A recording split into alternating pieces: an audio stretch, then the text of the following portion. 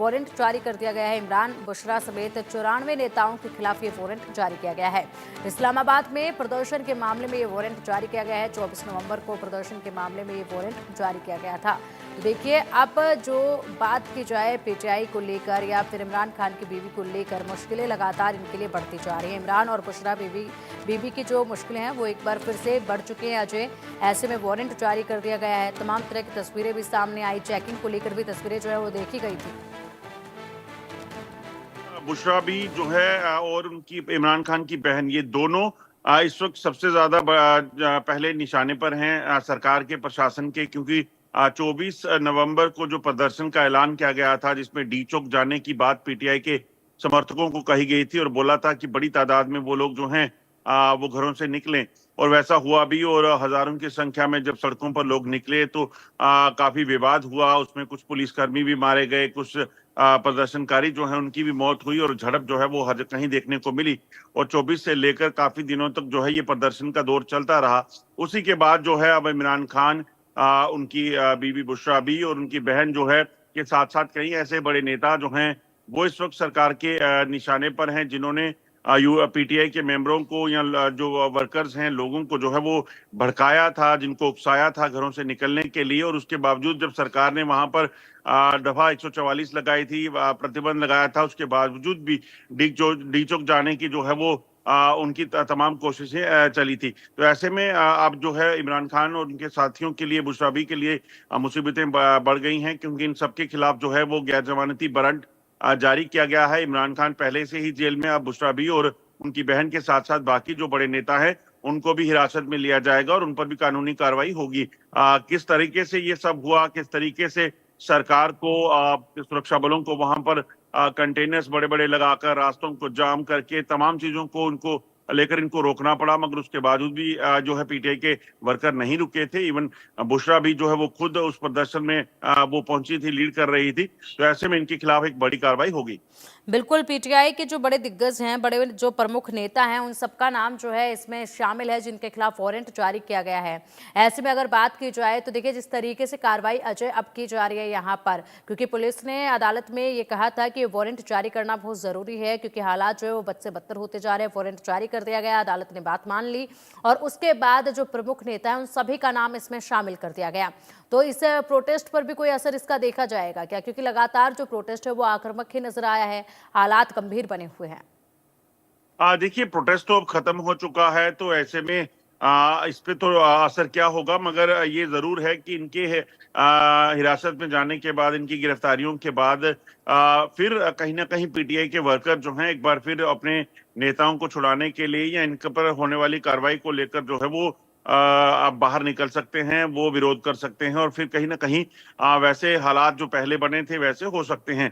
खैर, ये आने वाले दिनों में पता चलेगा कि गिरफ्तारियां होती हैं, गैर जमानती वारंट है, इनको कितनी देर के लिए हिरासत में लिया जाता है।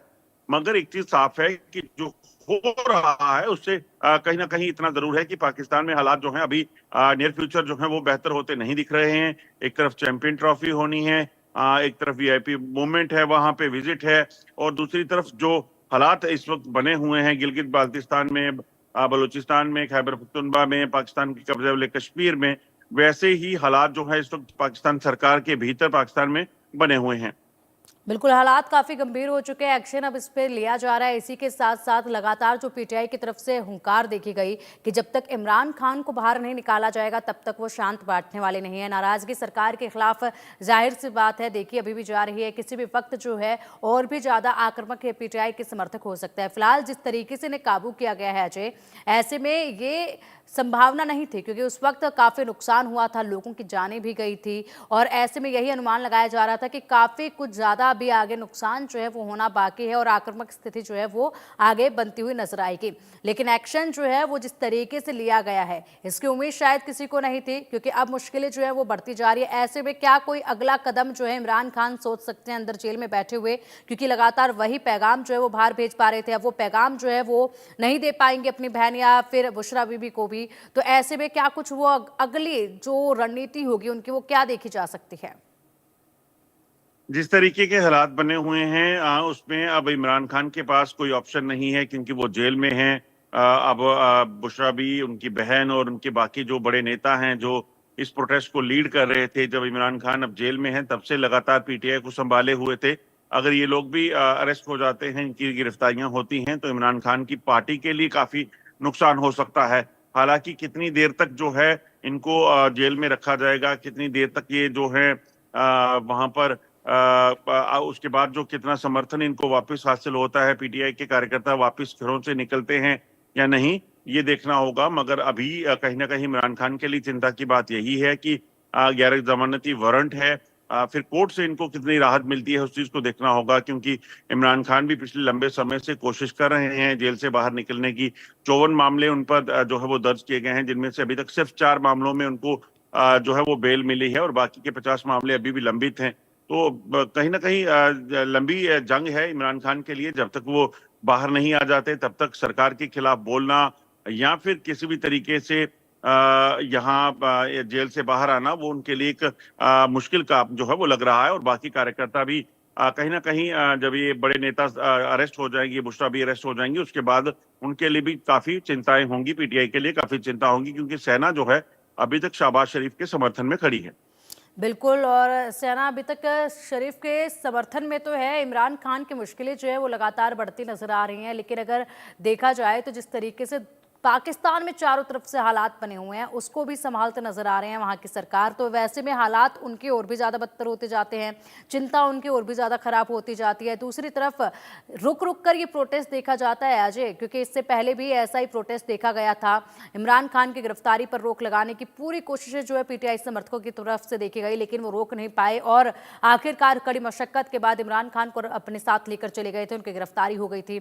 उसके बाद फिर एक बार प्रोटेस्ट देखा गया, अब एक बार फिर से प्रोटेस्ट देखा गया।